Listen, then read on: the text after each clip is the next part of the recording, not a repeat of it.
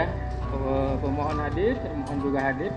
Menimbang bahwa berdasarkan pasal 31 ayat 1 Peraturan Kepala Kepolisian Negara Republik Indonesia nomor 14 tahun 2012 tentang manajemen penyidikan tindak pidana menegaskan bahwa tersangka yang telah dipanggil untuk pemeriksaan dalam rangka penyidikan perkara sampai lebih dari 3 kali dan ternyata tidak jelas keberadaannya dapat dicatat di dalam daftar pencarian orang DPO dan dibuatkan surat pencarian orang.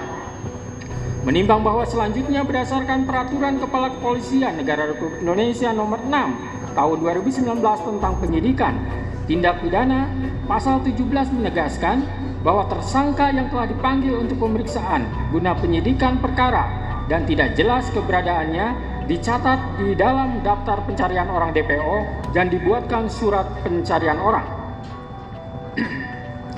Menimbang bahwa setelah hakim mencermati semua bukti dari termohon, tidak ada satupun bukti adanya surat panggilan yang dilayangkan oleh termohon kepada pemohon, sehingga pemohon tidak mengetahui dirinya masuk ke dalam daftar pencarian orang DPO. Termohon hanya mendatangi rumah pemohon dan bertanya kepada ibu kandung pemohon yang bernama Saudari Kartini yang mengatakan kepada penyidik bahwa Peggy Setiawan tidak ada di rumah dan sedang berada di Bandung tanpa membawa surat panggilan untuk disampaikan kepada pemohon. Menimbang bahwa hakim tidak sependapat dengan dalil dari termohon yang mengatakan tidak perlu pemanggilan terhadap pemohon karena menurut hakim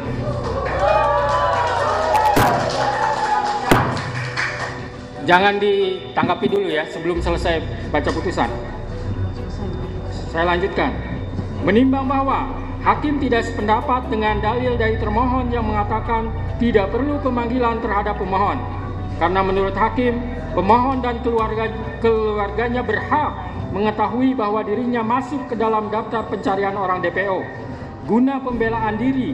Terlebih lagi kewajiban harus adanya pemanggilan tersebut secara nyata dan tegas telah diatur dalam Peraturan Kepala Kepolisian Negara Republik Indonesia nomor 14 tahun 2012 tentang manajemen penyidikan tindak pidana dan Peraturan Kepala Kepolisian Negara Republik Indonesia nomor 6 tahun 2019 tentang penyidikan tindak pidana. Sehingga dengan demikian, menurut hakim penetapan DPO atas nama pemohon yang terjadi dalam rentang waktu antara tahun 2016 sampai tahun 2024 tidak sah menurut hukum.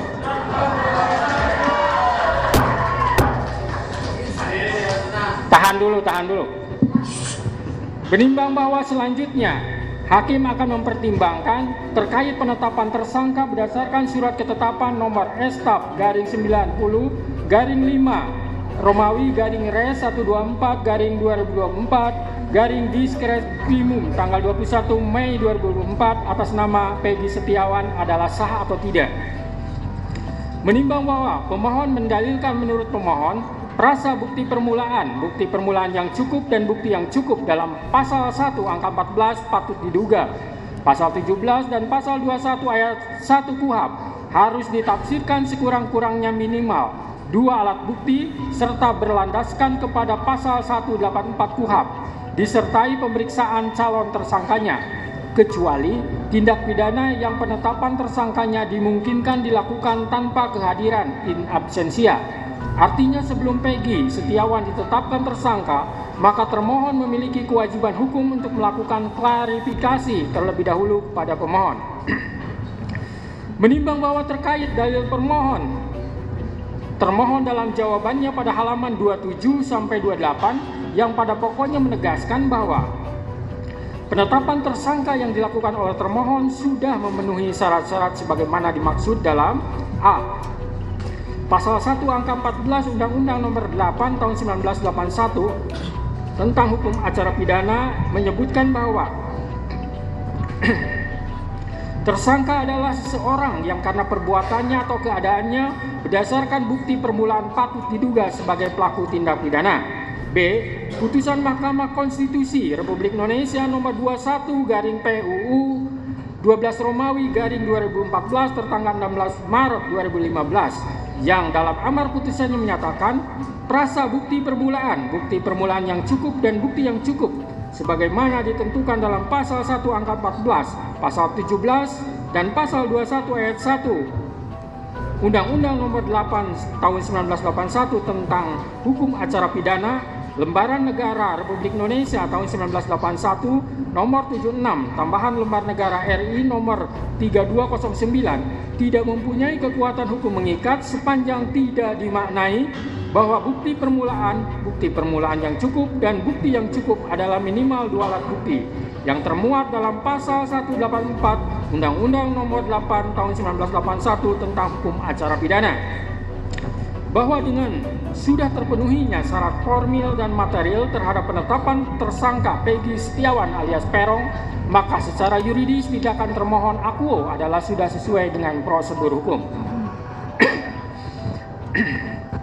Menimbang bahwa sebagaimana dalil pemohon yang telah dibenarkan oleh termohon dihubungkan dengan bukti P9, T33, T34, dan T67 telah terbukti bahwa pemohon ditetapkan sebagai tersangka berdasarkan surat ketetapan tersangka nomor S-TAP garing 90 garing 5 Romawi garing Res 124 garing 2024 garing Diskres Krimum tanggal 21 Mei 2024. Selanjutnya pemohon telah diperiksa sebagai tersangka sebagaimana berita acara pemeriksaan tersangka Peggy Setiawan alias Peron tertanggal 22 Mei 2024 dan tanggal 12 Juni 2024. Menimbang bahwa dari bukti P9, bukti T33, T34, dan T67 tersebut telah terbukti pemohon ditetapkan sebagai tersangka pada tanggal 21 Mei 2024 dan baru diperiksa sebagai tersangka besoknya pada tanggal 22 Mei 2024 dan dilanjutkan tanggal 12 Juni 2024. Menimbang bahwa hakim tidak sependapat dengan dalil termohon dan ahli dari termohon yang berpendapat untuk penetapan tersangka hanya dengan bukti permulaan yang cukup dan bukti yang cukup adalah minimal 2 alat bukti serta tidak harus adanya pemeriksaan calon tersangka terlebih dahulu. Menurut hakim, penetapan tersangka tidak hanya dengan bukti permulaan yang cukup dan bukti yang cukup adalah minimal 2 alat bukti, tetapi juga harus diikuti adanya pemeriksaan calon tersangka terlebih dahulu. Karena hal tersebut sudah jelas dan tegas termaktub dalam putusan Mahkamah Konstitusi nomor 21 garing PUU 12 Romawi garing 2014 tertanggal 16 Maret 2015 telah memberikan syarat tambahan bahwa selain 2 alat bukti harus dilakukan pemeriksaan terhadap calon tersangka terlebih dahulu, di mana dalam pertimbangannya Mahkamah Konstitusi menyebutkan bahwa agar memenuhi asas kepastian hukum yang adil sebagaimana ditetapkan dalam pasal 28D ayat 1 Undang-Undang Dasar 1945 serta memenuhi asas lex serta dan asas lex stricta dalam hukum pidana, maka prasa bukti permulaan yang cukup dan bukti yang cukup sebagaimana ditentukan dalam pasal 1 angka 14, pasal 17 dan pasal 21 ayat 1 KUHP harus ditafsirkan sekurang-kurangnya 2 alat bukti yang termuat dalam pasal 184 ayat 1 KUHP dan disertai dengan pemeriksaan calon tersangkanya, kecuali terhadap tindak pidana yang penetapan tersangkanya dimungkinkan dilakukan tanpa kehadirannya in absentia. Menimbang bahwa pemeriksaan calon tersangka walaupun tidak dicantumkan dalam amar putusan, melainkan dibunyikan dalam pertimbangannya, akan tetapi putusan Mahkamah Konstitusi tersebut bersifat final dan mengikat, maka sepatutnya isi putusan seluruhnya harus dipatuhi terlebih lagi oleh penegak hukum. Menimbang bahwa keharusan adanya pemeriksaan calon tersangka di samping minimum 2 alat bukti tersebut semata-mata bertujuan untuk memberikan transparansi dan perlindungan hak asasi seseorang agar sebelum ditetapkan sebagai tersangka sudah dapat memberikan keterangan yang seimbang dengan minimum 2 alat bukti yang sah yang telah ditemukan oleh penyidik. Menimbang bahwa oleh karena sebagaimana fakta di persidangan, tidak ditemukan bukti satupun yang menunjukkan bahwa pemohon dalam penyidikan yang dilakukan oleh termohon pernah dilakukan pemeriksaan sebagai calon tersangka sebelum ditetapkan sebagai tersangka oleh termohon, maka menurut hakim, penetapan tersangka atas pemohon haruslah dinyatakan tidak sah dan dinyatakan batal demi hukum.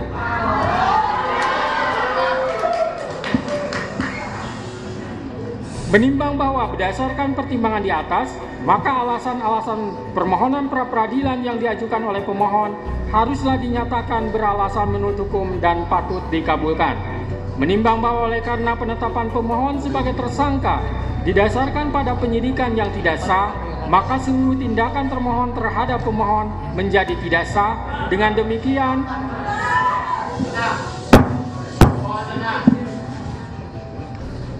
Dengan demikian, petitum dalam permohonan pra-peradilan pemohon secara hukum dapat dikabulkan untuk seluruhnya. Menimbang bahwa oleh karena permohonan pra-peradilan pemohon telah dinyatakan dikabulkan untuk seluruhnya, maka biaya yang timbul dalam perkara ini dibebankan kepada negara. Memperhatikan Undang-Undang Nomor 8 Tahun 1981, Putusan Mahkamah Konstitusi Nomor 21/PUU 12 Romawi /2014 serta peraturan lain yang bersangkutan, mengadili: 1. Mengabulkan permohonan pra-peradilan pemohon untuk seluruhnya. 2. Menyatakan proses penetapan tersangka kepada pemohon berdasarkan surat ketetapan nomor Estap /90/5 Romawi /Res 124/2024 Diskreskrimum tanggal 21 Mei 2004 atas nama Peggy Setiawan beserta surat yang berkaitan lainnya dinyatakan tidak sah dan batal demi hukum. 3. Menyatakan tindakan termohon menetapkan pemohon sebagai tersangka dugaan tindak pidana perlindungan anak dan atau pembunuhan berencana dan atau pembunuhan sebagaimana dimaksud dalam pasal 80 ayat 1 junto pasal 81 ayat 1 Undang-Undang RI Nomor 35 Tahun 2014 tentang perubahan atas Undang-Undang RI Nomor 23 Tahun 2022 tentang perlindungan anak dan atau pasal 340 dan pasal 338 junto pasal 55 ayat 1 KUHP oleh Polri Daerah Jawa Barat Direktorat Reserse Kriminal Umum termohon adalah tidak sah dan tidak berdasarkan atas hukum. 4. Menetapkan surat ketetapan tersangka nomor Estap /90/5 Romawi /Res 124/2024 Diskreskrimum tanggal 21 Mei 2004 batal demi hukum. 5. Menyatakan tidak sah segala keputusan dan atau penetapan yang dikeluarkan lebih lanjut oleh termohon yang berkenaan dengan penetapan tersangka atas diri pemohon oleh termohon. 6. Memerintahkan kepada termohon untuk menghentikan penyidikan terhadap perintah penyidikan kepada pemohon. 7. Memerintahkan kepada termohon untuk melepaskan pemohon dari tahanan.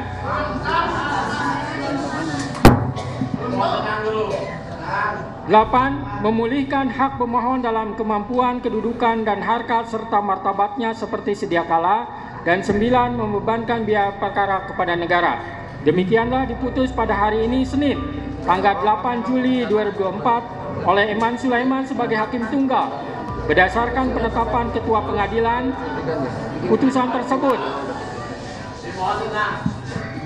putusan tersebut diucapkan dalam persidangan yang terbuka untuk umum pada hari ini oleh hakim tersebut dengan dibantu oleh Muhammad Al-Atta sebagai panitera pengganti pada PN Bandung dengan dihadiri oleh kuasa pemohon dan kuasa termohon. Demikian putusan sudah dijatuhkan. Intinya permohonan pra-peradilan dari pemohon dikabulkan.